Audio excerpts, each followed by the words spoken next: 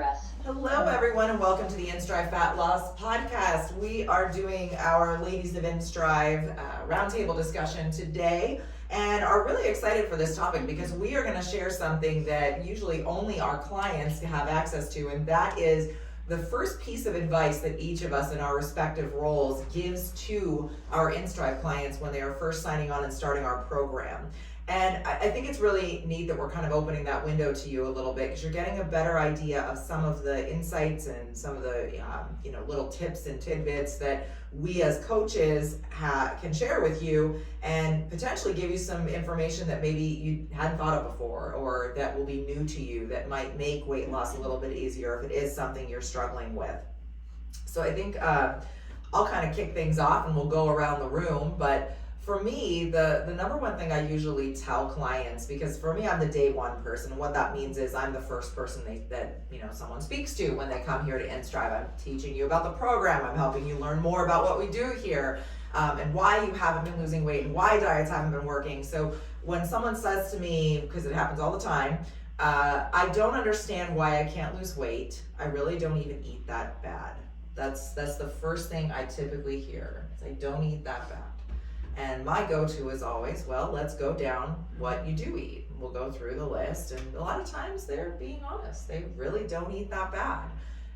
But I want to explain to people, and this is my tip, that sometimes even if you're not eating bad, you are not eating for weight loss. There's a difference between eating healthy food and eating weight loss friendly food. So I think our brains kind of get confused in that way, and we think, well, if it's a vegetable or a fruit, or if it's not a fried food, or if it's not, if it says it's healthy on the package, then this is healthy. And that really isn't the case. The foods that are out there now are being marketed to you. So they are going to use terms that appeal, like healthy, like low fat, like low calorie. That's a big one. But that doesn't mean those foods are going to trigger weight loss for a few different reasons. Weight loss, especially as we get older, doesn't come from a caloric deficit as much as it comes from a metabolic increase. And when you're on a diet, a traditional diet, when you provide your body with less food, your body will adapt by lowering your metabolic rate because your body's real happy where it's at. That's the thing. You've been like the same weight for a long time. That's what your body thinks it's supposed to weigh. And when you start making changes that are going to change that number, your body will start adapting to try to make that number change hard. It stings, but it's the truth. Intuitively, you have to find something that actually will work so that your body is working with you to get the weight off, not fighting you. You don't want to swim upstream. So when people come in and they tell me I'm eating healthy, that's always my first tip to them is it's not about healthy eating. It's about knowing the foods that are going to help to increase your metabolism, to get you to that healthy metabolic place, to balance out your hormones.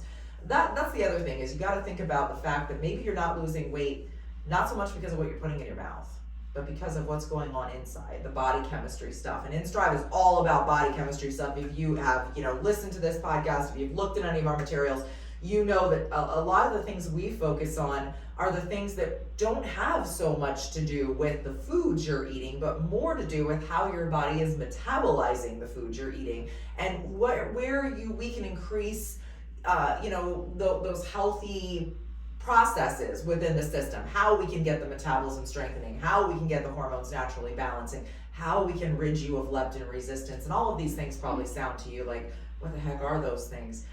Which is what I want to tell you is go listen to more podcast episodes because we break down exactly what those things are and you'll find episodes on every one of them. But that would be my first tip is sometimes weight loss is not all about the fact that you're eating bad or eating poor.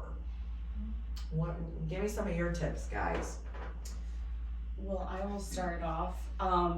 So when people are embarking on this weight loss journey, a lot of people, you're not going to wake up necessarily feeling motivated, or like if your goal is to start going to the gym, you don't just wake up and feel like, oh, can't wait to go to the gym today, or can't wait to cook and eat healthy today, So I always tell people motivation doesn't come first. You don't wake up feeling motivated. Motivation comes after your results, after you start seeing results. So You know, sometimes you do just have to push yourself through that first week, and it's rough, but if you want this bad enough, you will do it. You won't find any excuses. So sometimes it's a mental game in the beginning, but once you step on the scale, or once you look in the mirror, or once your pants start fitting better, that's what's gonna be the drive to keep you going. So I always say that, you know, just don't expect this to be easy in the beginning. It's not. It's a decision that you make every single day for yourself, and you know, that's when the motivation will follow. One day you will wake up and be like, you know, I've already come this far, and I'm not gonna screw this up. I'm gonna keep going, and that's where your motivation will fuel your fire, if you will. 100%. When you start, I think, seeing the results, and also when you start feeling better, because I think a lot of people don't realize how crappy they feel.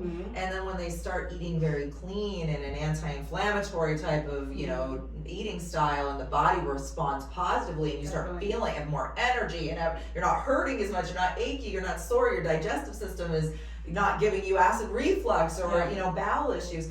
People will notice those changes, and then they don't want to feel crappy again. Exactly. So that too, and that's is another motivating. motivator. Yeah, for sure. Yeah, I'm right with you. I think mine is, people like to compare, kind of like bouncing off you, people like to compare themselves to others. And I'm like, everyone is so different, like every individual is so different, so you can't compare yourself. Like sometimes we have couples come in, they'll compare themselves to their husband or like to their wife, and it's like, obviously, like we all know, men lose weight faster than us, and which is unfortunate that they have that trait. I mean, yeah, definitely. You're so right. And honestly, just for anyone out there who needs to hear this, a man is built to hunt. So their body is built to easily become lean and shed fat. A woman is meant to bear children. So our and body to feed those children once they're born. Yes. So our body is made to easily store on more fat and energy. And yes, to so that we have the energy and endurance to do those things. So your body really has a lot of control over that when it comes to men and women. Yeah. Go ahead. So that's just like to my point exactly. Like everyone just like, it's like, oh my, you know what, my husband lost 20 pounds and I only lost 10. It's like, but that 10 is still great for like a female, like that, like be proud with your 10. So I just feel like oftentimes people like to compare themselves to like others, and it's like, no, compare yourself to you. Look at where you started and think about how you're feeling now.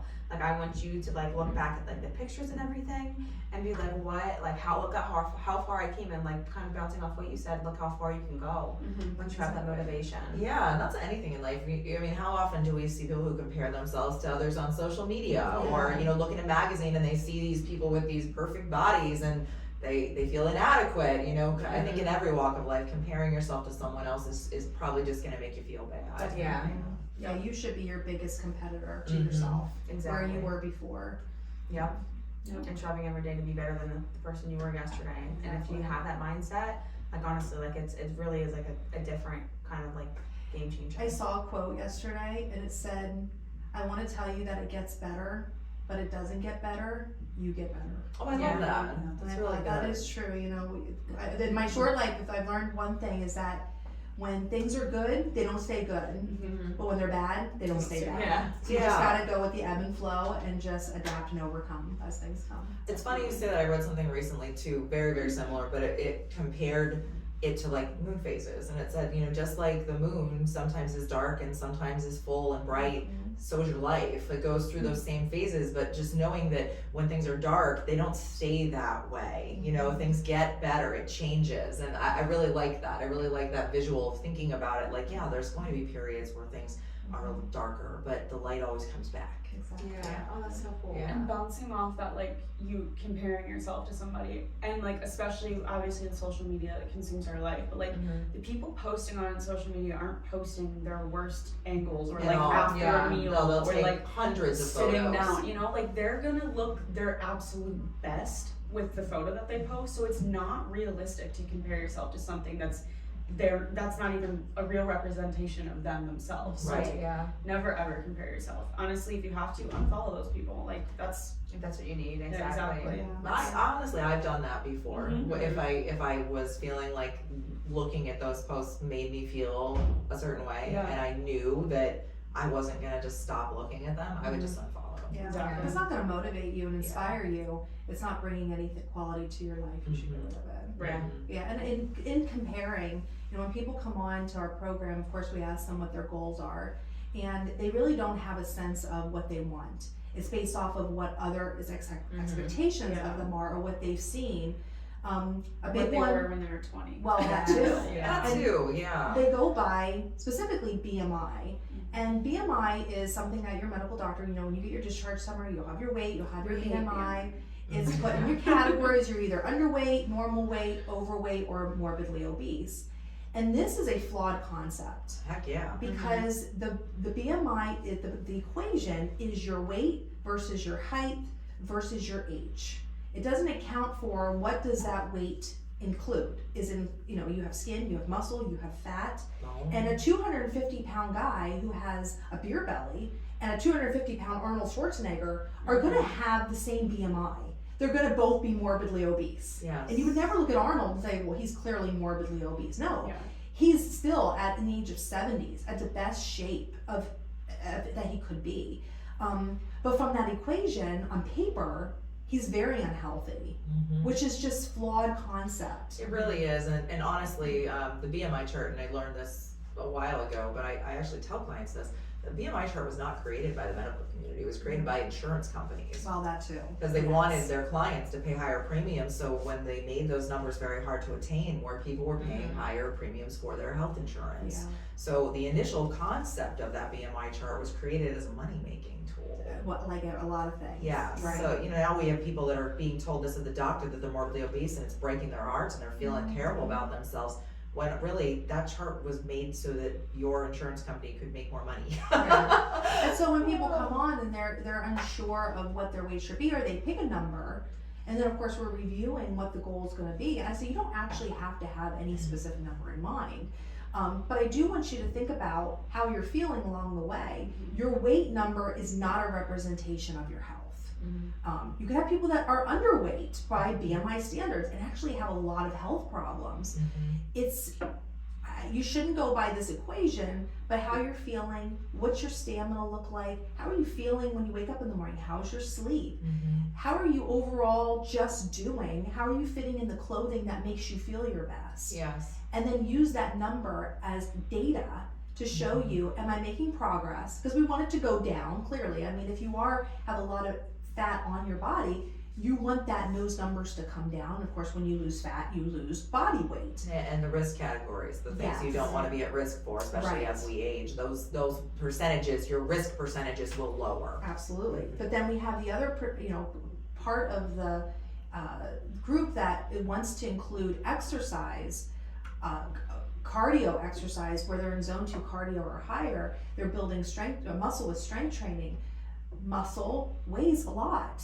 And I said, so when we do these numbers, I'm like, I haven't lost any weight in the last month, but I'm getting 100 minutes a week of just, of strength training and cardio and things. What is going on? I'm like, well, your body fat is lessening, but you're also gaining muscle. So yes, the number's gonna look funky, but your health is completely different than it was 6 weeks ago. And that's where measuring your inches can make a big difference. There's If progress. if you're tracking that, then you're gonna see that progress happening, even though your scale might not necessarily be moving very much. Right, so you can't use that weight number as the end all be all of progress and success. It's what are your clothes feeling like? How are you feeling?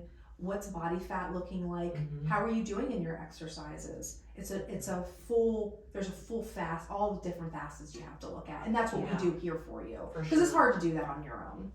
And I liked what you said too about that the number doesn't dictate your health, and I think too an important thing to remember is that number also doesn't dictate your worth, because especially as women, we look at that number, and if it's not what we want to see, we devalue ourselves. We feel like we're not good enough. We start beating ourselves up mentally. And that number has nothing to do with self-worth, so that breaking that connection is really important too for mental health as well as physical health. We were just talking about it too, how like our bodies were meant to bear children and feed those children, yet we have the highest standards on our body and how much it looks. So Absolutely. And once you do have children, your hormones, the trajectory of those change. And so, you guys haven't had children yet. So I can't compare my body and how I function, and Diane and I as women that have already had children, to you guys. Even though we're at different ages and different, seasons of life, there's no comparison because we have just different, our bodies have gone through a different route.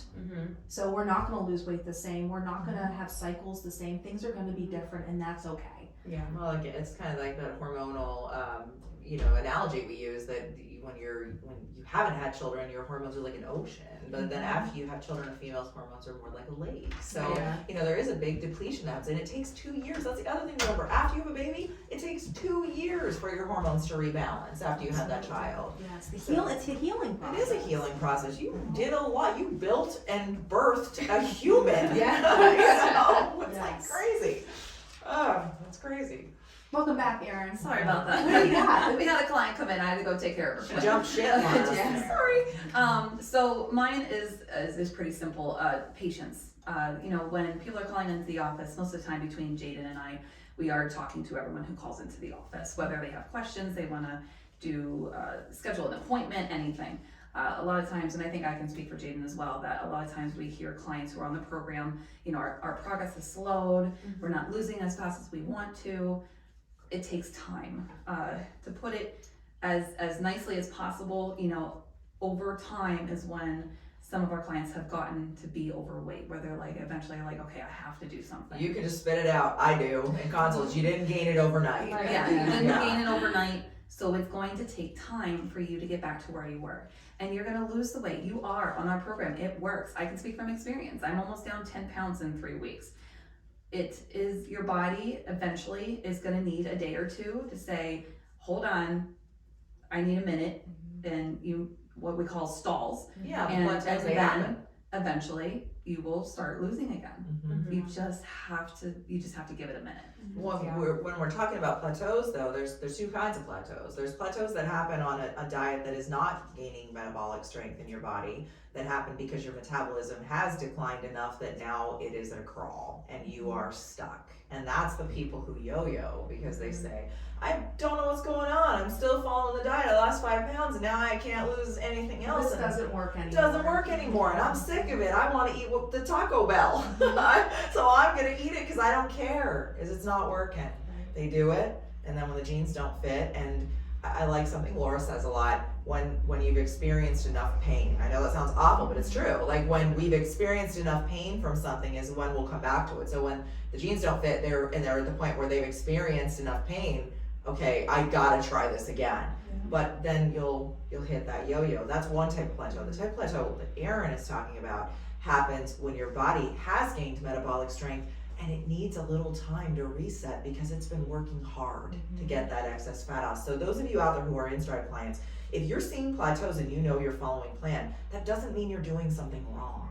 You gotta give your body some space to get used to this new way of doing things that you've incorporated, because it hasn't been doing them that way for a while. Yeah, your body's always trying to adapt and overcome, and your body is meant to survive.